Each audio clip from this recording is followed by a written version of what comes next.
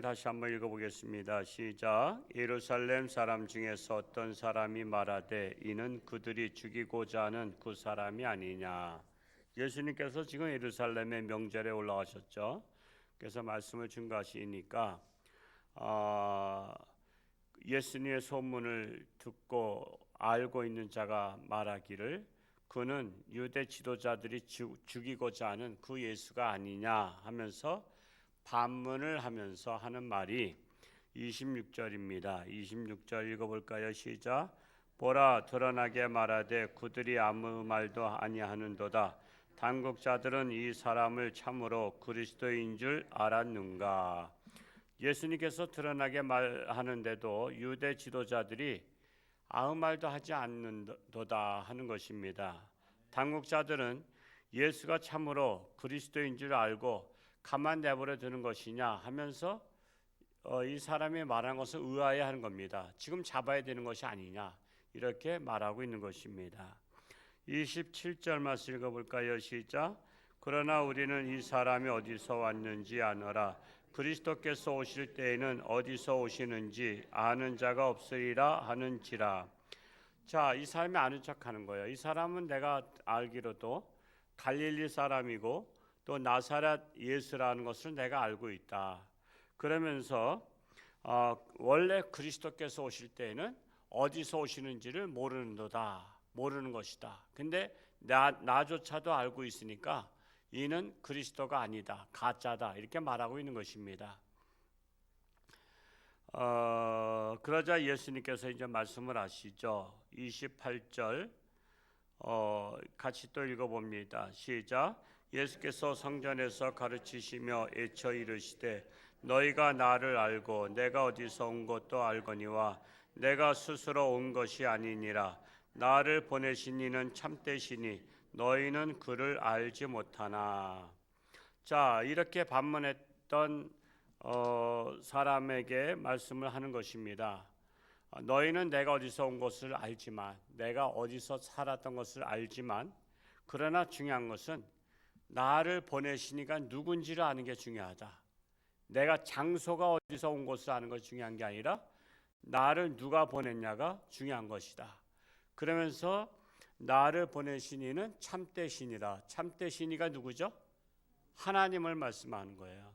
나는 하나님이 보낸 사람이다 라고 말씀을 한 것입니다. 그러면서 29절 말씀 읽어볼까요? 시작.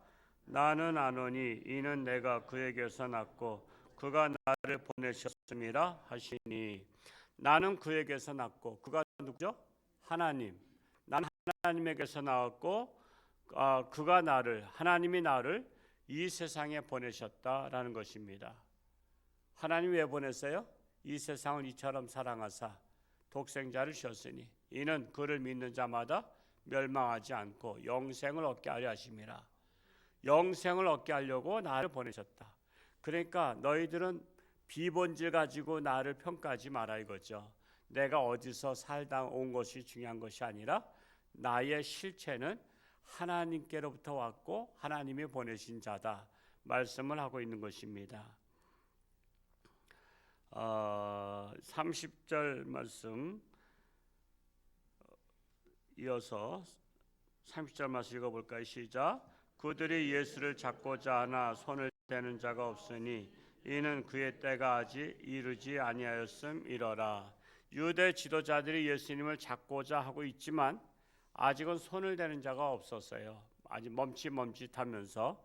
왜냐하면 많은 사람들이 예수를 그리스도라 알기 때문에 사람들 앞에서 예수님을 잡기에는 조금 좀 무리가 생기고 문제가 발생할 것 같아서 공개적인 장소에서는 예수를 잡지 못한 거예요. 결국 예수님은 어디서 잡죠? 밤에 아무도 안 볼 때, 사람들이 보지 않을 때로 병정들 데리고 몰래 가서 밤에 지도새도 모르게 잡아오잖아요. 여러분, 그게 몰래 하는 것은요, 떳떳한 거예요? 떳떳하지 않은 거예요? 떳떳하지 않으니까 그렇게 한 거죠. 만약에 예수님이 강도라면은 아마 경찰이 대낮에 잡아도 떳떳하잖아요. 근데 강도가 아닌데 생사람을 갖다가 잡으려면 대낮에 떳떳하지가 않아. 문제가 발생해. 막 오늘날로 말하자면 막 스마트폰 가지고 막 찍어서 막 올려. 생사람 잡는다고. 그러니까는 밤에 몰래 예수를 잡은 거예요. 떳떳하지 않기 때문에. 그래서 지금은 공개적인 장소에 있기 때문에 그 민심을 두려워한 거예요. 많은 사람에게 이적을 행했고 많은 사람을 병을 고쳤잖아요. 그렇기 때문에 사람들 앞에서 떳떳하지 못하기 때문에 잡지 못한 거예요. 사람들은요, 밤에 떳떳해야 돼요, 낮에 떳떳해야 돼요? 밤낮으로 떳떳해야 돼요. 밤에도 떳떳해야 되고 낮에도 떳떳해야 돼요. 우리는 항상 어디서든지 정말 떳떳한 사람이 되어야 됩니다. 그냥 사람이 안 보면 무슨 부정을 저지르고 사람이 보면 안 저지르고 그런 사람이 돼서는 안 되는 거예요.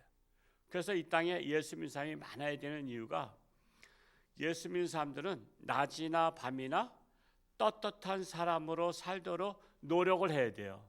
노력을. 근데 그것이 잘 되지는 않아요. 왜냐하면 습관을 쫓아 살다 보니까 여러분 예를 들어서 담배 피는 사람이 교회 나온다고 그 다음날 끊어요? 못 끊어요? 못 끊어요. 안 끊어져. 끊으려고 노력해서 그게 뭐 몇 년 걸릴지 몰라. 그렇게 사람 변화되는 게 쉽지 않아요. 술 취한 사람이 교회 나왔다고 그 다음날부터 술 딱 끊어요? 못 끊어요. 근데 끊으려고 노력은 해. 그냥 노력을 하다 보면 언젠가 끊어져. 그러니까 끊어지지 않은 상태를 보니까 그 사람이 문제 있어 보이는 것이지, 그러나 이미 교회에 몸을 담갔기 때문에 소망이 있어요, 없어요? 소망이 있는 거야. 일단 교회 나와서 소망이 있는 거예요. 근데 세상 사람들은요, 자, 내가 술주정뱅이야. 동네 사람들 다 알아. 개차반인 거를. 웬만한 사람 다 알아. 근데 내가 이제 예수를 누가 전도해서 예수상 초청잔치에 왔다가 내가 예수를 믿기로 했어. 근데 성경을 들고 다녀. 홍천주안교회. 근데 1년이 지났어.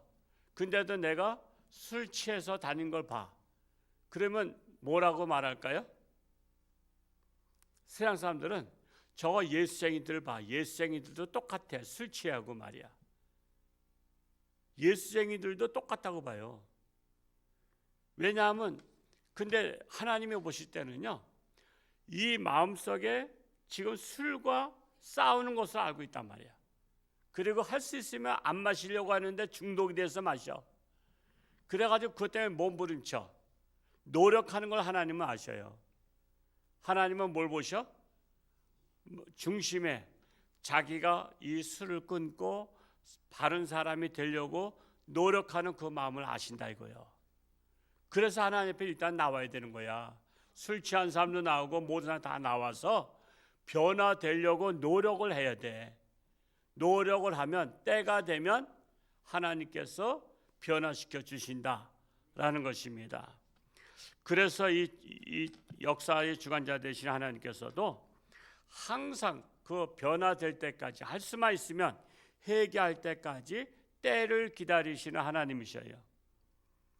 참 우리나라가 정말 어려운 가운데 있지요. 이번에도 선거도 끝났지만 사실 많이 그 전과자들이 범죄자들이 많이 그 국회로 다 들어왔어요. 그걸 피하기 위해서 자기의 감옥 갈 것을 피하기 위해서 들어왔죠. 뿐만 아니라 차별금지법을 찬성한 사람들이 많이 들어왔어요. 그러니까 동성애를 찬성한 사람이 많이 들어왔다 이거예요. 그래서 이번에 이제 아마 통과될 것 같은 예상이 돼요. 특별한 일이 아니나.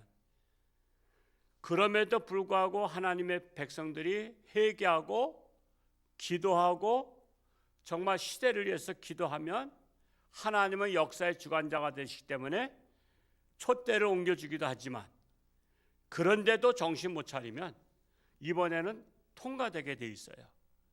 차별금지법을 지지한 사람들이 다 들어왔어. 동성애 지지한 사람 다 들어왔어. 그들은 아마 국회에서 법으로다가 다수로다가 다 통과시킬 거야. 이걸 막을 길이 없어. 숫자가 많으니까. 결국 왜 그걸 통과시키려고 해요? 그들이 동성애자들은 아니에요. 그런데 왜 동성애를 통과시키려고 하고 목숨 걸고 통과시키려고 해요? 그거를 차별금지법을 그렇게 목숨 걸고 통과시키려고 해요? 그걸 통과시킴으로 말미암아 사실은 교회를 붕괴시키는 거예요. 교회가 자꾸만 지적하니까, 자꾸만 잘못을 지적하니까. 제가 밴드에다 하나 올렸죠. 청주에서 알라시를 섬기는 자들이 공원에서 집회한 것을 올렸어요. 보신 분 계신가요? 보신 분들 몇 분 안 되시지만은 이제는 공개적으로도 합니다. 이제는 그만큼 이슬람 저기들이 많이 들어온 거야. 그래서 애를 안 낳으면요 계속해서 사람을 받아들일 수밖에 없어. 왜? 근로자가 없으니까. 근데 이슬람이 들어오는 거야. 다 거의 다 이슬람이. 이제는 자기들이 세를 형성했으니까 이제는 공개적으로 공원에서 알라신을 섬기는 예배를 드리고 있는 거야. 이게 청주의 무슨 공원? 전 청주를 잘 모르지만 하여튼 거기 공원에서 그 광장에서 예배를 드리는 거야. 그들이 이제 한국에서 영향력을 행사할 거야. 지금 기독교가 사면초가야. 그냥 이단들이 날뛰지, 또 이슬람자들이 또 계속 들어오지. 이거 근데다가 공산주의 사상 가진 사람들이 그렇게 많지. 그냥 사방으로 우겨쌈을 당해.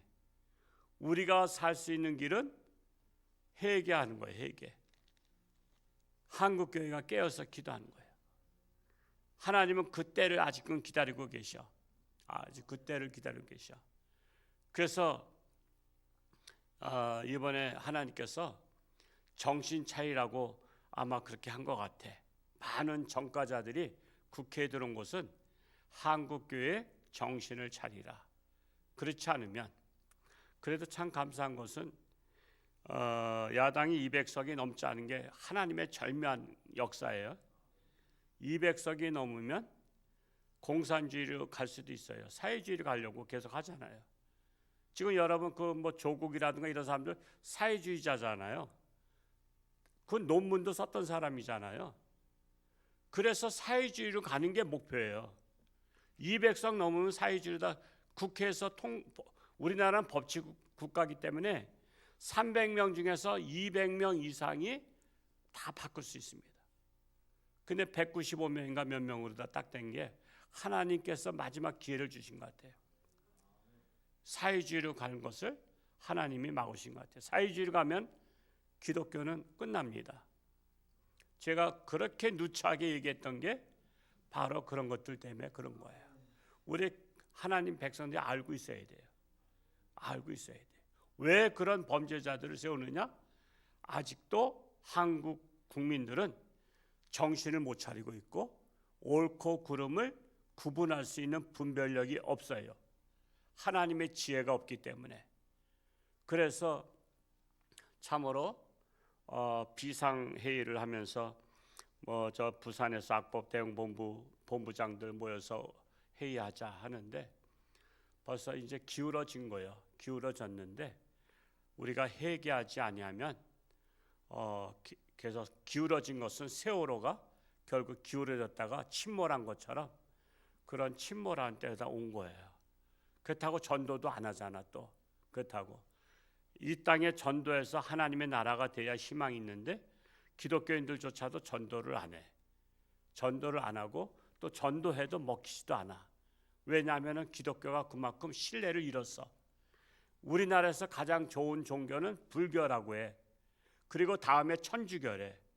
그리고 교회는 마지못해 20%가 국민들이 20%가 기독교를 그냥 그런 대로 다 인정해. 80%가 기독교를 부정해요. 그러니까 기독교를 부정하는 사람들 속에서 전도를 하려니까, 교회를 싫어하는 사람을 전도하려니까 그러니까 안 오는 거야. 그 사람들이 왜 자꾸만 내가 싫어하는 교회를 왜 오라 그러냐 그지? 예를 들어서 우리가 반대로 우리 사실 절에서 오라면 가요 안 가요? 안 가죠. 우리 불교 신자가 우리 절에 한 번만 와서 예불 드리라면 우리 가겠냐 말이야. 똑같아. 우리가 절에 가서 예불 드리는 걸 싫어하듯이 이 나라 국민들의 80%가 교회를 싫어한단 말이에요. 교회를 싫어하는 사람들을 교회에 오라니까. 그래서 여러분 한 명도 못 오는 거예요. 그래서 여러분이 오라는 사람이 왜 안 오냐? 교회를 싫어해. 여러분은 좋아해. 여러분은 좋아하는데 여러분이 좋아하는 교회는 싫어해. 그래서 교회를 안 오는 거예요. 다 그만한 이유가 있는 거예요. 여러분이 전도를 못해서가 아니라 여러분은 좋지만 여러분이 다니는 교회는 싫어. 그래서 교회를 안 오는 거야. 그래서 우리가 회개하고 우리가 나라를 위해서 기도해야 되는 거야. 나라를 위해서. 아마 지난번보다 이제 더 어려운 나라가 되죠. 나라는 더 어수선해지고요. 계속 싸울 거예요. 계속 싸움이 일어나.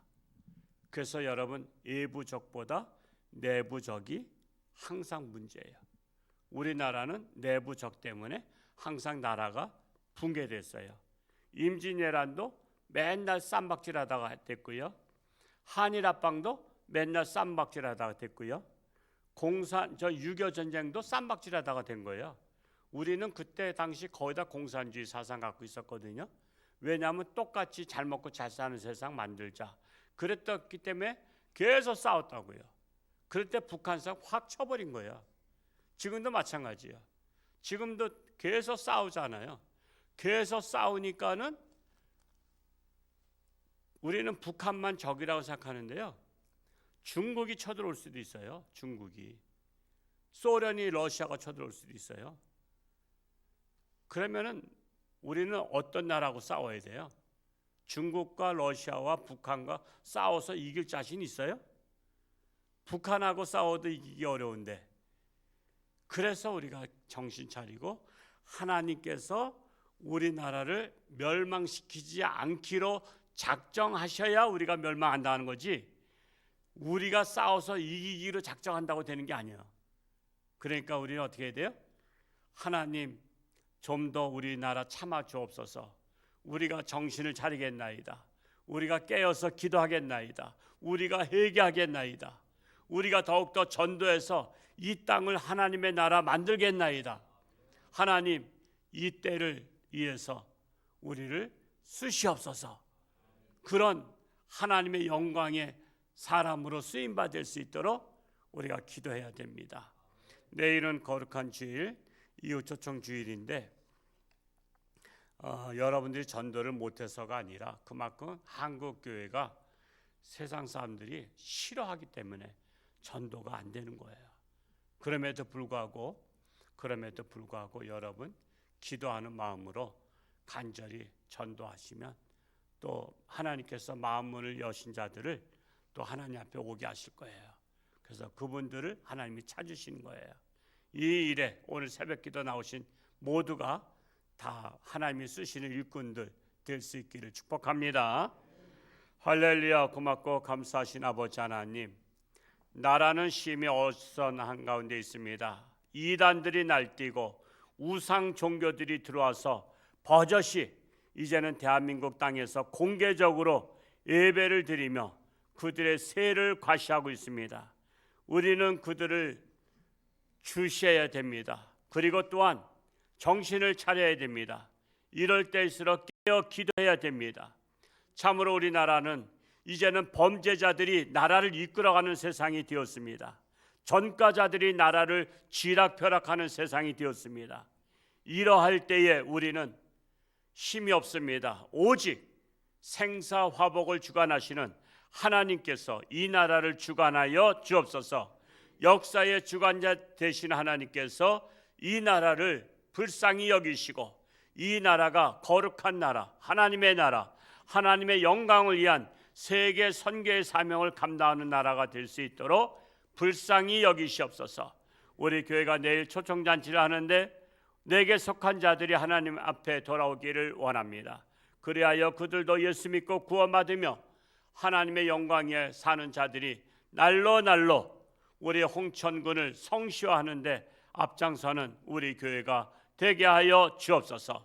우리 하나님의 백성들을 축복의 도구로 사용되게 하시고 저들이 하나님 앞에 간절히 부르짖고 기도하는 기도마다 응답되어서 하나님 영광 나타나게 하여 주옵소서. 감사드리며 예수님의 이름으로 축복하며 기도하옵나이다. 아멘.